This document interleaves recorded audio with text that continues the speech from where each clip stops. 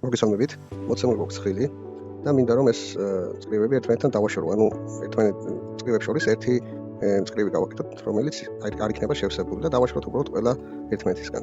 ყველა შორის თვითონ წკრივი რო იყოს და როგორ გავაკეთოთ ეს მარტივად. პირველ რიგში აგერ გვერდზე დავნომროთ ჩვენი წხილი, გავავცელოთ ისე რომ დაინომროს 10 ჩანაწერი გვაქვს, დავაკოპირებ ამ დავნომროს და ქვემოთ ჩავსვავ ფასტით ჩვეულებრივ, დაინომრა. შემდეგ ამ დანომრის ერთ-ერთ უჯრაზე დავდგები მარჯვენა ღილაკით მაუსით, sort ღილაკზე დავდგები და ავირჩევ სორტირებას.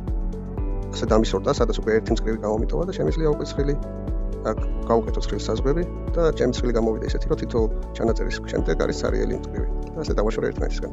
ეს დანომრა შემიძლია უკვე მოვშალო. და მარტივად გავაკეთეთ ჩემი წხილი ისეთი, როგორც მე მინდოდა. მეგობრებო, თუ ხართ დაინტერესებული Excel-ის შესწავლით 0-დან პრაქტიკულ გამოყენებამდე, ხოთ კომენტარებში დამიწერეთ კურსი და პირადში მოგხსნათ დეტალურ ინფორმაციას.